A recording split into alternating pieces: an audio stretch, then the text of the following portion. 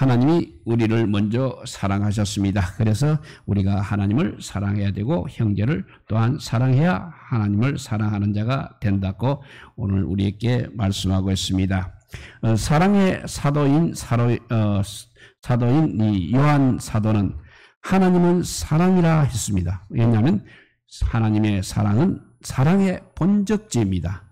또 사랑이란 그 강줄기의 근원입니다. 그리고 나무의 뿌리와 같은 사랑, 그것이 바로 우리 하나님의 사랑이라고 이렇게 우리에게 가르쳐 주었습니다. 인간 사랑에 나타나신 하나님의 행위에서만 찾을 수 있는 사랑을 나타내는 단어, 하나님의 독특한 사랑을 우리는 아카페라고 그렇게 말하고 있는 것입니다. 우리 인간을 사랑하시어서 독생자까지 보내주신 하나님의 사랑에서만이 아가페의 참 사랑을 논할 수 있다는 것입니다. 그래서 우리 하나님의 사랑은 철저한 인간 사랑이라 할 수 있겠습니다. 사랑하는 상대를 보기보다는 그가 가지고 있는 소유라든지 즉 경제적 여건이나 환경이나 배경을 우선시하는 것이 우리에게는 진정 사랑의 대상이 잘못되었다는 것입니다. 그러나 우리 하나님은 인간 자체를 너무나 사랑하십니다. 하나님께서는 인간이라면 어떤 사람이든지 개의하지 않으셨습니다. 경제적인 차이나 지적인 차이 또는 또 지식의 차이나 사회적 신분의 차이 또 능력의 차이 이런 것 관계없이 우리 인종을 초월하여서 하나님은 우리 인간을 철저히 사랑하셨습니다. 같은 사람끼리도 예민하고 등을 돌리는 사람에게까지도 하나님은 사랑을 보여주신 것입니다. 마가복음 1장 40절을 보면 예수님께서 문둥병 환자를 고쳐주신 기사가 기록되어 있습니다. 병을 고쳐달라는 그 문둥병자를 보시고 불쌍히 여기사 손을 내밀어 저에게 대심에 깨끗해지라고 하신 기록이 있는 것입니다. 그 당시 문둥병자는 가정이나 마을에서 쫓겨나 살아야 했던 것입니다. 그래서 사랑하는 부모나 아내나 자식, 형제도 외면할 수밖에 없는 극도의 소외감과 상처로 얼룩진 삶을 살 수 없던 그런 문둥병인 것입니다. 그런데 예수님께서는 그 문둥병자에게 손을 내대신 것입니다. 깊은 사랑에서 우러난 진정 사랑의 고백과 같은 행위라 할 수 있겠습니다. 그리고 내가 너를 사랑한다고 입으로 말하지는 않았으나 그의 손끝에서는 어디서나 찾아볼 수 있는 사랑의 강한 전류가 그 문둥이의 살을 아마 파고 들어갔을 것입니다. 예수님을 통해 보이신 하나님의 인간 사랑의 한 단면을 보여주고 있는 것입니다. 하나님은 철저하게 우리 인간을 사랑하여 주셨습니다. 하나님의 행위의 동기는 항상 사랑하기 때문인 것입니다. 천지를 창조하실 때 한 가지 한 가지 창조 때마다 좋았더라는 감탄사가 붙어 있습니다. 특히 인간을 창조할 때 하나님의 기쁨은 그야말로 절정에 달하였던 것입니다.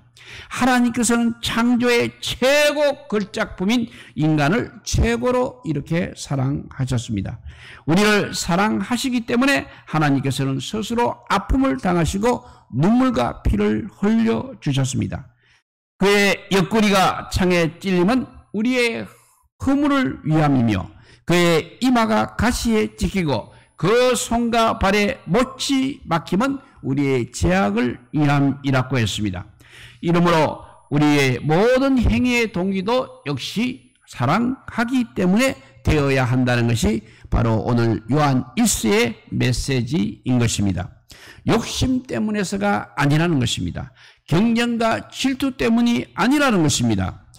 자랑과 선전 때문 역시 아니라는 것입니다. 사랑하기 때문에 움직이는 것이 사랑의 하나님을 믿는 우리 그리스도인의 정신이요 그리스도인의 생활이 되어야 한다는 말씀인 것입니다. 운동 경기에서 돈을 받고 직업적으로 하는 선수가 소위 프로 선수라고 하는 것입니다.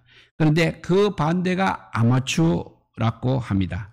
본래 이 말은 라틴어의 본래 이 말의 라틴어의 뜻은 사랑한다는 말입니다. 아마추어라는 말은 라틴어로 사랑한다는 말입니다. 즉 사랑하기 때문에 행동하는 사람이 바로 아마추어라는 것입니다. 돈 때문이 아니라, 상을 받기 위해서가 아니라, 내가 그 시합을, 그 경기를, 그 일을, 그 사람을 정말 사랑하기 때문에 움직이는 것이 아마추어라는 것입니다. 그렇기 때문에 아마추어 정신이라는 것은 참으로 깨끗하고 참으로 아름다운 것입니다. 이런 의미에서 우리 하나님이 바로 진짜 아마추어이십니다. 그리고 이 하나님을 믿는 자, 또 그 독생자 예수님을 따르는 자도 아마추어가 되어야 하는 것입니다. 오늘날 현대 문명 속에서 행복을 마음껏 누릴 수 있는 사람들을 괴롭히는 것 중에 바로 당뇨라든지 암이라든지 고혈압 등 여러 가지 질병이 있습니다. 이런 질병들이 생기는 원인이 여러 가지가 있습니다. 그렇지만 거의 대부분 70 내지 75% 이상은 감정의 장애라고 한다는 것입니다. 그러니까 감정의 상처로부터 이런 질병들이, 이런 무서운 질병들이 질병이 일어난다는 것입니다. 일상생활 중에서 이 느낌이나 이 감정을 무시하고 우리는 살 수 없는 것입니다. 우리의 생활에는 언제나 즐거움과 괴로움, 그리고 좋다거나 나쁘다거나 하는 감정이 흐르고 있고, 사실 이러한 감정이 우리 생활의 주축을 이루고 있는 것입니다. 그러므로 이러한 감정의 상처를 입게 되면 생활이 파괴되는 결과를 가져오게 되는 것입니다. 그래서 어느 심리학자는 감정이 상처를 받게 될 때 네 가지 현상이 일어난다고 말했습니다. 어떤 현상이 일어났냐면, 감정이 상처를 받을 때 첫째는 두려운 마음이 일어나는 것입니다. 우리의 감정에 상처를 받을 때 두려운 마음이 생겨서 불안하고 염려가 따르게 되는 것입니다. 두 번째, 감정이 상처를 받게 될 때 분노심이 생기는 것입니다. 그래서 분노심은 공연히 미워하기도 하고, 시기라든지 반항, 질투, 분노심이 생기는 것도 바로 이 감정의 상처 때문이라는 것입니다. 세 번째, 감정의 상처 때문에 실패의 감정이 생긴다는 것입니다. 실패의 감정에는 좌절감이라든지 열등의식, 실망과 죄책감이 따르는 것입니다. 네 번째, 감정의 상처를 받게 될 때 교만한 마음이 생기는 것입니다. 교만한 마음은 편견과 이기심과 만용과 자만심이 생기기 쉽다는 것입니다. 그래서 심리학자들이나 정신과 의사들이 발표한 이와 같은 감정의 치료를, 감정의 상처를 치료하는 큰 힘은 오직 한 가지, 사랑이라는 것입니다. 사랑만이 이 감정의 상처투성이의 감정을 치료할 수 있다는 것입니다. 그런데 이 방법은 이미 2000년 전에 예수님께서 행하시고 말씀하신 방법인 것입니다. 그러므로 오늘 본문에서도 온전한 사랑이 두려움을 몰아낸다고 말씀하셨습니다. 온전한 사랑이 두려움을 몰아낸다고 했습니다. 즉 두려움은 감정의 상처에서 나오는 것입니다. 그런데 온전한 사랑이야말로 마음의 두려움을 몰아낼 수 있다는 것입니다. 사도 요한은 오늘 본문에서 인간의 중요한 감정을 사랑과 파괴적인 느낌인 두려움, 이 두 가지로 나눕니다. 그리고 이 두려움을 몰아낼 수 있는 것이 바로 온전한 사랑이라고 우리에게 말씀하고 있습니다. 그러니까 결국 사랑에 반대되는 것은 미움이 아니라 두려움이라는 것입니다. 이 두 가지 개념, 사랑과 두려움, 이 두 가지 개념을 놓고 신학자 벵겔이 유명한 말을 하였습니다. 그 말을 읽어보면, 사랑도 두려움도 없는 사람, 그 사람은 무지한 사람이다. 그런데 사랑은 없고 두려움만 가지고 있는 사람은 율법주의자이다. 또 사랑과 두려움을 동시에 가지고 있는 사람은 갈등의 사람이다. 그러면 마지막 남는 거, 두려움은 없고 사랑만으로 충만한 사람은 누구이겠는가? 그 사람이 바로 그리스도인이다 했습니다. 우리 그리스도인들은 두려움은 없어야 되고 사랑으로 충만해야 된다고 우리에게 말해주고 있습니다. 사랑을 알고 사랑 안에 거하고 사랑에 바로 응답하는 그 순간에 모든 두려움과 모든 공포와 모든 근심이 우리에게서 물러간다는 것입니다. 그래서 사랑 안에 거할 때 누구라도 우리는 사랑할 수 있는 것입니다. 문제는 물질이 아닙니다. 사랑이라는 것입니다. 물질로 사랑하는 것이 아니라 사랑으로 사랑을 해야 하는 것입니다. 그래서 모든 문제는 사랑받지 못한 것이 아니라 사랑을 모르기 때문에 문제라는 것입니다. 사랑받지 못한 것이 아니오 사랑을 모르는 것이 문제라는 것입니다. 그리고 너무도 멀리 있기 때문에 믿지 못해서 문제인 것입니다. 사랑을 몰라도 문제요, 믿지 못해도 문제인 것입니다. 그래서 우리 하나님의 사랑은 어떻게 정의하냐면 생명을 살리는 사랑입니다. 또 우리 하나님의 사랑은 죽은 영혼을 살리는 사랑입니다. 위기에 처한 사람을 구하는 사랑입니다. 사람은 영을 가진 존재입니다. 그래서 이 영은 불멸한 것입니다. 멸하지 않는 것입니다. 그러므로 사람이 죽게 되면 하나님의 사랑을 받아들인 사람의 육은 본래대로 땅에 묻힙니다. 그렇지만 그 사람의 하나님의 사랑을 받아들인 사람의 영은 영원히 하나님 나라에서 살게 되는 것입니다. 그런데 반대가 있습니다. 하나님의 사랑을 받아들이지 않은 사람은 지옥에서 영원히 살게 되는 것입니다. 하나님 나라에서 살게 되는 사람, 또 지옥에서 살게 되는 사람, 이것은 하나님의 사랑을 받아들이느냐 받아들이지 않느냐에 따라서 일어나는 마지막 결과인 것입니다. 우리 기독교는 인간의 영적 미래에 대한 이 사실을 계속 강조하고 있습니다. 이 세상에 살고 있는 사람들은 항해를 하다가 폭풍을 만나 배가 파손되고 바다에 빠져 폭풍과 싸우고 있는 상태와 같다는 것입니다. 그래서 이들에게는 자기 힘으로 살아날 수는 없고 항상 구조대가 와서 구해 주어야 하는 것입니다. 우리 하나님께서 예수님을 이 세상에 보내실 때 그냥 폭풍에 휩쓸려가는 사람들을 구경하라고 보내주신 것이 아니었습니다. 십자가에 못 박혀 피 흘려 제물이 되어야 하는 화목제물로 예수님을 이 세상에 보내주셨습니다.